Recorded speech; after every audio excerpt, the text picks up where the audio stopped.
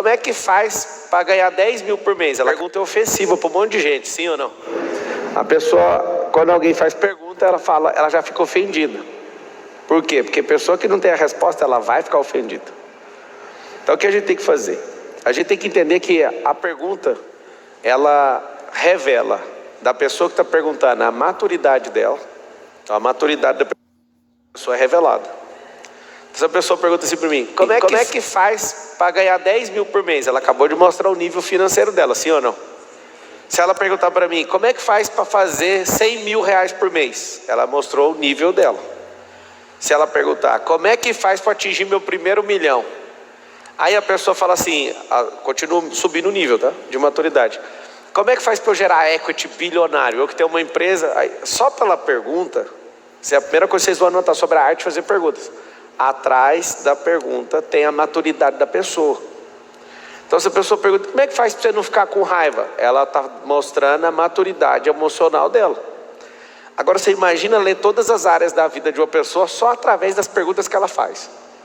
Então quando a pessoa está fazendo pergunta para mim, ao invés de ficar assim, nossa, olha que pergunta, eu estou assim, essa pessoa acabou de entregar um código, 2 códigos, 3, 4, 5, aí eu analiso ela só com as perguntas, ela não respondeu nada ainda. Pra você entender a gravidade do que é uma pergunta.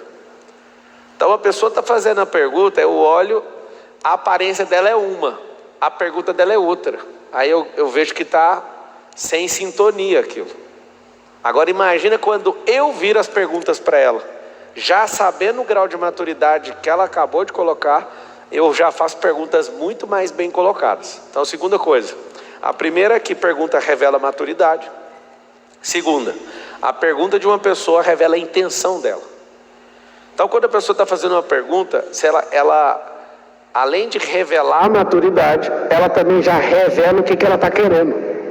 Terceira coisa sobre perguntas que é assustador, toda pergunta, praticamente 99% das perguntas já vem com a resposta. É incrível. A pessoa faz a pergunta, como que faz para eu prosperar deixando... Aí ela já meio que entrega a resposta, quase todas. E sempre as pessoas ficam impressionadas, porque vocês já perceberam ao vivo, a pessoa pega o microfone, faz pergunta, eu respondo tudo aqui ou não? Posso contar um segredo? As perguntas são repetidas. Tem gente que fala, como que pode um homem saber tantas respostas assim? É porque eu estou há 20 anos respondendo as perguntas. Por que eu virei meme quando eu falei como tarará, tarará, tarará? Porque as pessoas, elas não querem fazer perguntas, elas querem desabafar. Elas não querem fazer perguntas, elas querem fazer pitch. Elas não querem fazer perguntas, elas querem tacar algo emocional dela em outra pessoa. E eu só quero que você faça pergunta. Talvez essa possa ser a palestra que eu mais liberei para você fazer pergunta, possa ser a palestra que ninguém vai perguntar. Não vai ser uma palestra comum. Ou vai ter muita pergunta como nunca teve, se vocês entenderem o que eu vim fazer, ou então não vai ter nenhuma. Mas de tudo, entende a maturidade da pessoa, a intenção da pessoa, já era. Aí tem uma coisa que eu descobri. Essa pergunta, quando eu estou fazendo, a maioria das vezes, depois que eu treinei isso aqui na minha cabeça, já falando da sua, eu não faço perguntas querendo a resposta daquilo. Eu faço perguntas para pegar o comportamento da pessoa. Tem gente que faz pergunta querendo respostas. Eu não quero resposta.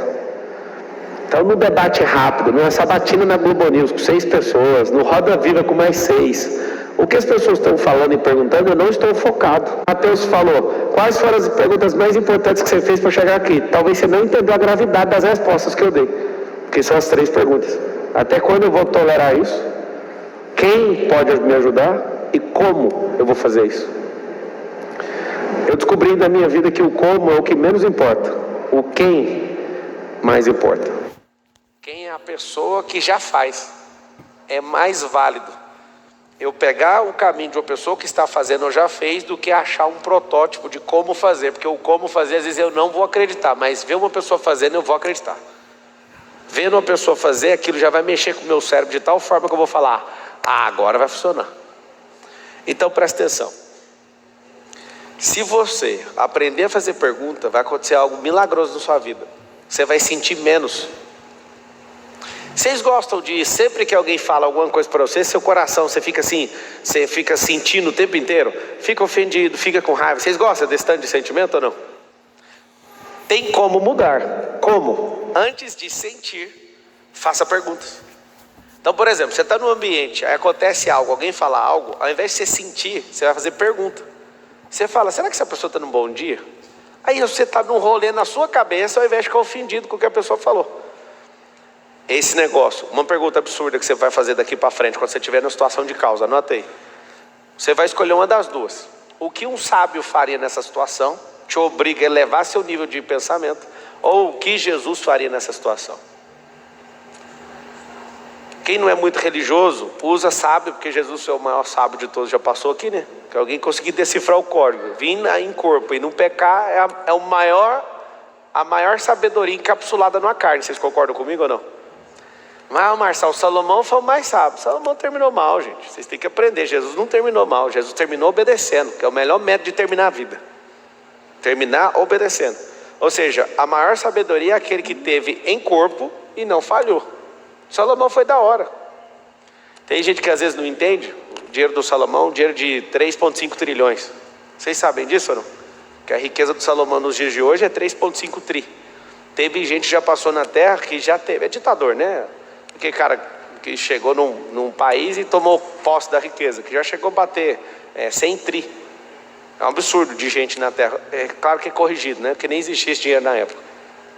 O que acontece? Se você aprender a fazer perguntas, você vai se sentir menos ofendido, você vai ter menos sentimento patético, você vai ficar menos desanimado, você vai ficar um monte de coisa que você fica estragando seus sentimentos, as suas emoções, só de fazer perguntas você não vai estar assim mais. Por exemplo, toda vez que eu ia discutir com um jornalista, as primeiras perguntas que eu fazia era para descobrir quem era a pessoa. E eu vi o que irritava ela, o que dava segurança para ela. Eu não fico focado no embate, porque se você focar no embate, você não treme assim? Pode pôr minha mão, fica assim do mesmo jeito. Pode ter qualquer tipo de situação. Por quê? Porque isso aqui é sabedoria. O judeu ensina seu filho desde pequeno a fazer pergunta. E depois que eu descobri essa arte, inclusive eu fiz um livro disso, de tanto que o povo pediu. Eu nem sei se tem esse livro aí. Alguém sabe falar aí Eu acho que deve ter um aqui. Mas eu falando aí atrás, não deve ter não, né? A arte de fazer pergunta é o seguinte. Você aprendeu a fazer pergunta. Quando uma pessoa falar assim para você, eu tenho um investimento aqui. 3 perguntas desmonta qualquer malandro. Se você aprender a fazer pergunta, na hora que você entrar numa negociação e fizer essas perguntas, o negócio está fechado. Marcelo, você está brincando? Eu estou te falando. Perguntas são mágicas. Se você fizer as perguntas corretas, essas perguntas elas podem travar negócios ou destravar negócios. Por exemplo, hoje um sócio estava alugando um prédio meu, aí ele pegou e falou assim, cara, mas o aluguel está caro. É muito engraçado, tenta negociar comigo. Você não fez uma pergunta, então você fez uma afirmação, certo? E um dos grandes negócios que eu tenho na vida é locação. Não sei se vocês sabem disso. Eu domino assim, 80% do meu patrimônio é imobiliário. Então eu fico o dia inteiro jogando banco e imobiliário. Aí o cara vem e me fala, ao invés de fazer uma pergunta, esse aluguel está caro. Aí a primeira coisa que eu pergunto é, você está trabalhando pouco? Porque quem trabalha muito nunca acha nada caro. Porque aí eu vou para cima do cara porque ele não fez uma pergunta. Aí ele falou assim, mas vai ter carência? Aí ele fez a pergunta. Aí eu respondi, eu sou resolvido emocionalmente, você é resolvido emocionalmente. A gente tem problema de carência? Aí o cara fica desmontado, não tem nada a ver a resposta, entende? Mas como o cara está ali tentando de toda forma, eu falo, vamos fazer o seguinte, para tirar essa impressão, vou resolver seu problema. Por que você está com esse problema? Eu fiz pergunta. Ele falou, não, por causa do outro lugar onde eu estou. Então, quem é o dono lá? Fulano, ele é meu amigo, pode deixar que eu resolvo.